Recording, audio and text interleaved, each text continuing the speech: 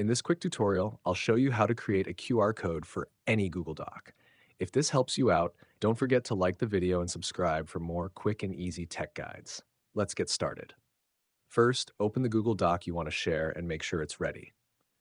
Click the Share button in the top right corner and adjust the settings so anyone with the link can view it.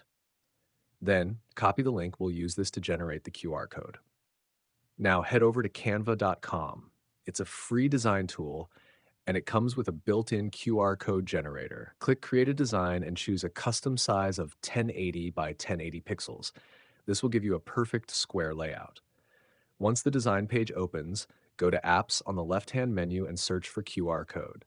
Select the QR code app, paste in the link to your Google Doc, and click Generate Code. Canva will instantly create your QR code and you can resize or move it anywhere within your design. When you're done, click Share, Download, and save the file as a PNG. Now you have a QR code that links directly to your Google Doc. People can scan it with their phones and instantly open the document. You can follow these exact same steps to create a QR code for Google Sheets as well. That's it.